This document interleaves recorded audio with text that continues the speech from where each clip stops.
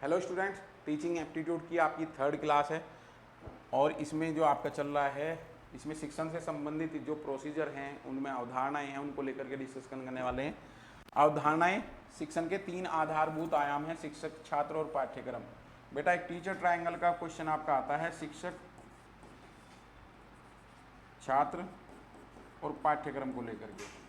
अब यहाँ से बेटा एक आपसे वर्ड पूछा जाता है, शिक्षक किस प्रकार का चर है।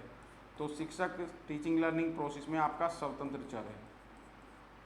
कैसा चर है बेटा? स्वतंत्र चर है। शिक्षक किस प्रकार का चर है? स्वतंत्र चर।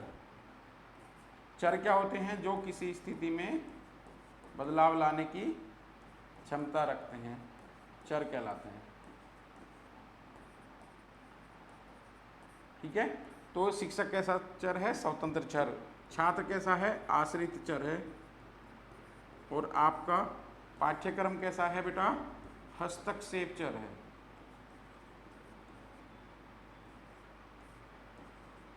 तो ये पॉइंट आप याद रखना बेटा। तो ये इंपॉर्टेंट है आपका, शिक्षक, स्वतंत्र चर। और ये चर जो है आपके यूनिट सेकंड का भी पार्ट है, जहाँ पे आप देखोगे हाइपोथेसिस की जब हम बात करेंगे, परिकल्पनाएं किससे मिलकर के बनती हैं? चर से मिलकर के बनती हैं। प्रक्रिया, इससे भी आपका क्वेश्चन आता है। एक इंपॉर्टेंट क्वेश्चन यहाँ पे डिस्कस मैं आपसे कर रहा हूँ बेटा। आपसे क्वेश्चन पूछा जाता है, शिक्षक की बुनियादी आवश्यकता। शिक्षक की बुनियादी आवश्यकता क्या है? और इसी के पैरेलल एक क्वेश्चन पूछा जाता है, शिक्षण की बुनियादी आवश्यकता। अब आप एक क्वेश्चन पहले से पूछते आए हैं, जब छोटे बच्चे होते हैं तो वो पूछते हैं कि मुर्गी पहले आई या अंडा। इसी तरीके का ही क्वेश्चन है आपसे अगर पूछा जाए शिक्षक और शिक्षण की प्रक्रिया में बुनियादी आवश्यकता, इसी तरीके का मैंने आपको बताया। तो शिक्षक की बुनियादी आवश्यकता है आपका ज्ञान और शिक्षण की बुनियादी आवश्यकता है रुचि। कई बार बच्चे इसको गलत कर देते हैं, ये आपको गलत नहीं करना है और ये समझना है बहुत अच्छे तरीके से। शिक्षण बनने के लिए आपकी नॉलेज होना जरूरी है। जो आप नेट जेआरएफ का एग्जाम देने जा रहे हो, ये आपका किसका असिसमेंट है? आपकी नॉलेज कितनी है उस चीज़ का असिसमेंट है। और जो आप क्लासरूम में पढ़ाओगे जा करके, वो जो किसका है, उसकी इफेक्टिविटी आएगी आपकी रुचि से। तो ये क्वेश्चन आपका बार बार पूछा गया है बेटा, बहुत इंपॉर्टेंट है और ये समझने वाला है। अगर कहीं समझ में ना आए तो आप पर्सनली मुझे कमेंट करके पूछ सकते हो। प्रक्रिया से क्वेश्चन आया है। जटिल की बात आती है, जब बात आती है जटिल की, तो सरल और जटिल के बारे में जब हम क्वेश्चन पूछते हैं तो हमारे बच्चे यहाँ पे बड़ा कन्फ्यूजन वाले देते हैं। यहाँ पे गणित आपका सरल है बेटा और जटिल आपका समाज विज्ञान है। क्योंकि आप देखोगे, और यहाँ पे बच्चा जब हम उनसे आंसर पूछेंगे तो वो जटिल मैथ को बताता है। मैथ में यूनिवर्सलाइजेशन की प्रक्रिया है वो ज़्यादा है, जबकि सोशल साइंस में ये नहीं है। तो ये आपका कैसा है? जटिल है। टीचिंग भी आपका क्या है? कॉम्प्लेक्स प्रोसेस है, सतत है बेटा। यहाँ से क्वेश्चन किस प्रकार के बनेंगे? फॉर्मल, इनफॉर्मल और सेमी फॉर्मल। ये आपकी एजुकेशन का भी पार्ट है। हायर एजुकेशन में मैंने अच्छे तरीके से आपको ये समझा दिया है, कई बार ये क्वेश्चन आपका आ चुका है। सामाजिक सांस्कृतिक आचार संबंधी प्रक्रिया है। यहाँ से आपकी जो डेफिनेशन की बात हुई थी, सभी परिभाषाएं किस किस की याद करोगे बेटा? क्वेश्चन इंपॉर्टेंट है, पार्ट भी इंपॉर्टेंट है। ये दुर्खाइम की डेफिनेशन आप जरूर याद कर लेना बेटा, अरविंदो की डेफिनेशन, गांधी जी की डेफिनेशन, और साथ के साथ आपको यहाँ एक पार्सन्स को भी जोड़ना है। मैंने इनकी कोटेशन आपको टाइम टू टाइम मैंने कराए हैं पीपीटी में, तो अच्छे तरीके से आपको ये कर लेने हैं। आचार संबंधी का मतलब ये है कि आज हम एजुकेशन में किस चीज़ पर फोकस कर रहे हैं? बच्चे के आचरण पर कर रहे हैं। बच्चे के अंदर नैतिक मूल्यों का समावेश किसके द्वारा किया जा रहा है? शिक्षण की प्रक्रिया द्वारा। आप देखोगे कि जो अकादमिक चीज़ें हैं, अकादमिक में आज इम्पोर्टेंस किस चीज़ की है? मूल्यों के हस्तांतरण की है। तो आज एजुकेशन सिस्टम का क्राइसिस सबसे बड़ा ये है कि जो हम आने वाली पीढ़ी को उसके आचरण से संबंधित जो निर्देशन नहीं दे पाते हैं, वो सबसे बड़ी एक क्या है? समस्या है। ठीक है, मानवीय मूल्यों के विकास, आचार विचार बदलाव के लिए विद्यालय उपकरण अर्थात तत्कालीन सामाजिक संगठन से संबंधित होते हैं। ये उपकरण की जब बात आई है तो आपसे एक क्वेश्चन पूछा जाता है, विद्यालय किस प्रकार का उपकरण है? तो आपका ये फॉर्मल इंस्ट्रूमेंट है। बेटा ये ध्यान रखना, ये किस प्रकार का इंस्ट्रूमेंट है? फॉर्मल इंस्ट्रूमेंट है विद्यालय। अवबोध स्तर, विद्यार्थी अपने स्वयं के तथ्यों, शब्दों और तथ्यों में सूचना देता है, स्वयं उदाहरण देता है, अनेक तरीकों से अर्थ की व्याख्या करता है, सामान्यीकरण की क्षमता विकसित की जाती है। अवबोध स्तर का मूल्यांकन निबंध प्रश्न। बेटा अभी आपको MLT ULT RLT पिछली क्लास में कराए थे और इस क्लास में भी एक बार मैं आपको कराने वाला हूँ। निबंध प्रश्न लघु उत्तरीय वस्तुनिष्ठ प्रश्नों के माध्यम से किया जाता है। एक इंपॉर्टेंट चीज और यहाँ पे ऐड कर लेना बेटा, एक क्वेश्चन आपसे पूछा जाता है, प्रश्न क्या पूछा जाता है कि कम समय में बच्चे जो छात्र है उसके ज्ञान का एनालिसिस करना है, ज्ञान का पता लगाना। तो किस प्रकार के क्वेश्चन पूछे जाएंगे, तो यहाँ पे बेटा आएंगे वस्तुनिष्ठ, जो आपसे नेक्स्ट के क्वेश्चन में पूछे जाते हैं, CBT बेस्ड जो आपकी परीक्षा होती है। ये अगर आपके दृष्टिकोण का पता लगाना है, दृष्टिकोण का पता लगाना है तो आपसे किस प्रकार के क्वेश्चन पूछे जाएंगे, विस्तृत टाइप। आपके अवधारणाओं के बारे में आपके क्या विचार हैं,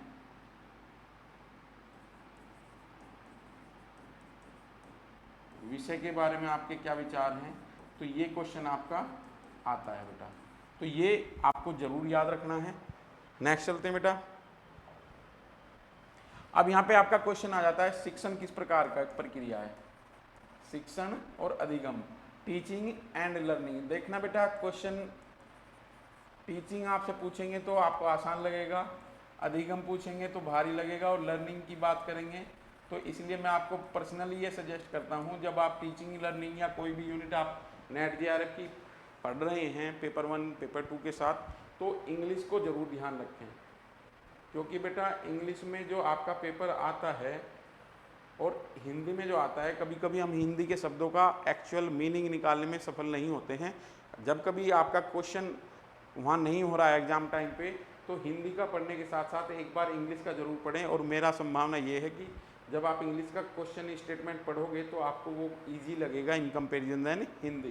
तो यहाँ पे क्या क्या अंतर हैं ये टीचिंग में और लर्निंग में। टीचिंग क्या है, सोशल एक्ट है, और लर्निंग आपका निजी कृत्य है। क्या है बेटा, निजी कृत्य है। विद्यार्थी की ओर लक्षित होता है, जो शिक्षण की प्रक्रिया है विद्यार्थी की ओर लक्षित होती है। टीचर अपने स्टूडेंट में वांछित जो परिवर्तन लेकर के आना चाहता है वो टीचिंग लर्निंग प्रोसेस के द्वारा लेकर के आना चाह रहा है। और लर्निंग आपका स्वयं के लिए है, व्यापकता नहीं है इसमें व्यापक क्षेत्र है। लर्निंग का आपका अनलिमिटेड क्षेत्र है। मेरे यहाँ टास्क क्या है क्लास में आपको बताना है, वो व्यापक नहीं है, जबकि आपका लर्निंग का व्यापक क्षेत्र है। कार्यपरक प्रक्रिया है और ये निष्पादन परक प्रक्रिया है। ये टीचिंग और लर्निंग में अंतर यहाँ बताया है। ज़्यादातर इससे कभी क्वेश्चन नहीं पूछे जाते हैं, बट एक इमेज बिल्ड करने के लिए आपको यहाँ बताई गई हैं चीज़ें। इसके बाद में बेटा ये वो नोट्स हैं बेटा जो आपको PPT वाली फॉर्म में मिले हैं। तो आपको पहले वो आपने जो बच्चे हमारे ऑनलाइन जुड़े हुए हैं उन्हें प्रिंट फॉर्म में ले लेना, उसके बाद क्लास देखते चलना। जहाँ भी आपको डाउट है आप कमेंट कर सकते हैं, आप कांटेक्ट कर सकते हैं। ऑफिस का नंबर आपको डिस्क्रिप्शन में दिया गया है। अकादमिक सफलता, संज्ञानात्मक, भावात्मक, सामाजिक सक्षमता विकसित करना। कक्षा अंत क्रियाएं मुख्यतः छात्र प्रतिबद्धता द्वारा प्रभावित होती हैं। अब बेटा यहाँ से आपका क्वेश्चन बनता है, क्लासरूम टीचिंग में क्या जो आपका स्टूडेंट अलर्टनेस है, स्टूडेंट कितना अलर्ट है, ये आपकी टीचिंग लर्निंग को प्रभावित करेगा। टीचिंग लर्निंग प्रक्रिया जो है आपकी वो स्टूडेंट की अलर्टनेस से प्रभावित होगी। देखो बेटा अब मैं आपको एक चीज बताता हूँ, टीचर अगर कम प्रभावी है तो भी बच्चा अपना टास्क निकाल लेता है। अगर लर्नर कम प्रभावी हुआ और टीचर कितना भी इम्पोर्टेंट हो, कितना ही स्ट्रॉन्ग हो, कितना ही मेथड उसका अच्छा हो, कितनी नॉलेज हो, तो ये टास्क निकलना मुश्किल हो जाता है। तो यहाँ सबसे ज़्यादा इंपॉर्टेंस किसकी है बेटा, छात्र प्रतिबद्धता की। कितना स्टूडेंट डिवोटेड है ये इंपॉर्टेंट है। स्मृति स्तर, यहाँ पे अब फिर आपका मेमोरी लेवल की बात की गई है। मेमोरी लेवल में सोच विचार को सुव्यवस्थित करना है। मेमोराइजेशन ऑफ द फैक्ट, क्या है बेटा, मेमोराइजेशन ऑफ द फैक्ट। और यहाँ से क्वेश्चन बनता है टीचर का कार्य सबसे ज़्यादा होता है, किसका, शिक्षक का। शिक्षक का कार्य सबसे अधिक है, सबसे अधिक होता है। तो मेमोराइजेशन ऑफ द फैक्ट किसका है, MLT लेवल का।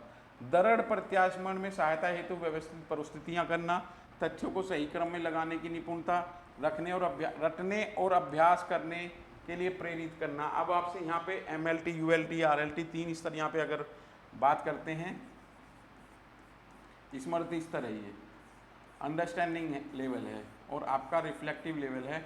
ज़्यादातर नेट की परीक्षा में यहाँ से आपके क्वेश्चन आते हैं विमर्श स्तर को लेकर के। जब आप PYQ करोगे तो बार बार रिफ्लेक्टिव लेवल से क्वेश्चन उठाया गया है, क्योंकि नेट JRF की परीक्षा के बाद आप हायर एजुकेशन पे पढ़ाने वाले हो। ठीक है बेटा।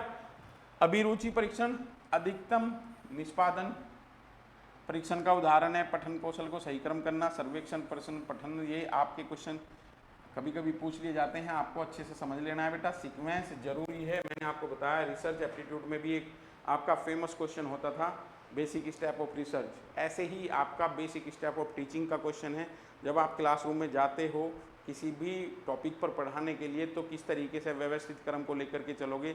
सबसे पहले हम विषय के बारे में जो निर्धारण है वो हमें करना है। जब हम क्लासरूम में जाएंगे तो हमें क्या विषय पढ़ाना है, इस चीज़ को लेकर के। ठीक है, तो ये कक्षा योजना को लेकर के क्वेश्चन है। विद्यार्थी का ध्यान प्राप्त करना, अधिगमकर्ता का उद्देश्य के बारे में, अधिगमकर्ता की पूर्व अपेक्षाओं के रूप में सूचित करना और वांछित उत्तर प्राप्त करना। सबसे पहले कक्षा योजना की बात करते हैं, तो इससे पहले आप देखोगे जब हम क्लासरूम टीचिंग से पहले जाएंगे तो हमें सबसे पहले अपना टॉपिक डिसाइड करना है। उस टॉपिक के बारे में कंटेंट जो है, वो मटेरियल जो हमें इकट्ठा करना है, और उसके बाद जाकर के क्लासरूम में प्रेजेंटेशन करने से पहले विद्यार्थियों का ध्यान प्राप्त करना है। इसलिए आप देखोगे जब क्लासरूम में टीचर एंट्री करता है तो सबसे पहले वो बच्चों से इंटरेक्शन करता है, हेलो बच्चों कैसे हो।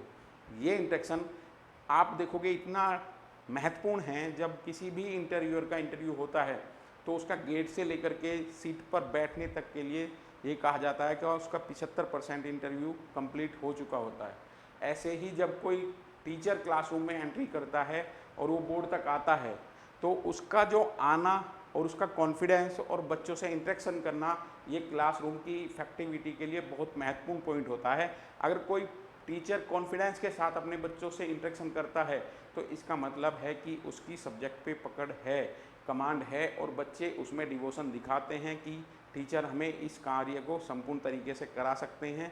टीचर आइडियल के तौर पे वहाँ एक प्रस्तुति करता है और बच्चों का बिलीव जितना होगा उतना ही वो लर्निंग कर पाएंगे। ठीक है बेटा। व्याख्यान विधि, प्रदर्शन विधि, परियोजना विधि, सहयोगात्मक विधि, ये आपकी आगे और थोड़ा सा डिटेल में पूछी जाएंगी। इस पे आपका लेक्चर मेथड को लेकर के क्वेश्चन पूछा जाता है, पॉइंट नोट कर लेना बेटा। व्याख्यान विधि किसी सबसे प्राचीन विधि है, मितव्ययी है, कम समय में ज़्यादा डिलीवर हो जाता है। शिक्षक जब किसी पूर्व निर्धारित मुद्दे पर आकर के कक्षा में प्रस्तुत करता है और वहाँ पे आप देखोगे कि इसमें बच्चों का रोल लगभग नगण्य होता है और बच्चे इसमें पैसिव हो जाते हैं। ये इसका दोष है। इसका दोष क्या है, बच्चे पैसिव हो जाते हैं। अगर हमारा स्टूडेंट ही अलर्ट नहीं होगा तो लर्निंग अच्छी नहीं होगी, लर्निंग में उसका इन्वॉल्वमेंट नहीं होगा। तो लेक्चर मेथड को लेकर के काफ़ी क्वेश्चन PYQ में आपके पूछे जाते हैं। लेक्चर डेमो मेथड, जब हम इसकी कमी जो है वो प्रदर्शन विधि में हमारी दूर हो जाती है। डेमो का मतलब प्रदर्शन करना है। जो टीचर क्लास में आकर के लेक्चर के साथ साथ डेमो कर रहा है, ये आपका लेक्चर डेमो मेथड है। लेक्चर आपको दिए जा रहे हैं और प्रदर्शन भी हो रहा है, तो ये आपका सबसे बेस्ट मेथड होता है टीचिंग लर्निंग के लिए। यहाँ जो व्याख्यान विधि का दोष है वो आपका दूर हो जाता है। तो ये आपका अगर क्वेश्चन आता है, lecture demo method is the best method for teaching learning process. ठीक है बेटा। इसके बाद है परियोजना विधि, प्रोजेक्ट मेथड। प्रोजेक्ट मेथड में ज़्यादातर स्टूडेंट अपना करके सीखता है। सहयोगात्मक विधि, जब यहाँ टीचर एक कोऑपरेटिव के तौर पे आपकी रोल प्ले करता है। समावेशी का अर्थ क्या है, शिक्षाकार सुनिश्चित करना है कि कोई बच्चा पीछे न रह जाए। सामान्य बच्चों के साथ विशेष बच्चों की शिक्षा को समान अवसर मिलता है। प्रत्येक बच्चे की व्यक्तिगत विशेषताओं का विकास करती है, आत्मनिर्भरता की भावनाओं का विकास करती है। बेटा ये पॉइंट आपका इंपॉर्टेंट है जीन पियाजे का। जीन पियाजे की संज्ञानात्मक अवस्थाएं आपका सोशल साइंस का एक फेवरेट टॉपिक है और आजकल ये ट्रेंड में चल रहा है कि साइकोलॉजिकल क्वेश्चन आपके मेन सब्जेक्ट में पूछे जाते हैं। जीन पियाजे को लेकर के संवेदी क्रियात्मक काल पूर्व, ये आपका 0 से 2 वर्ष है।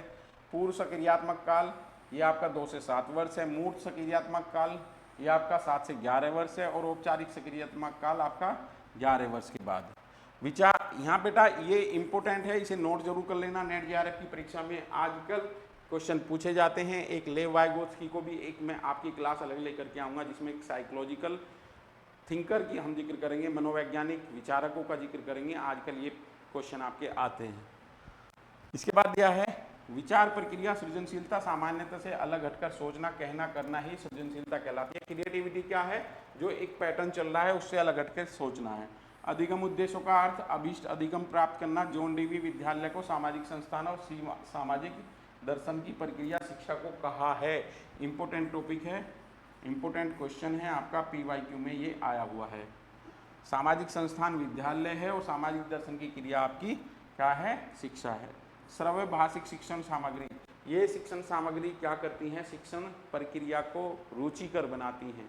ठीक है बेटा, इससे आगे चलते हैं। आपका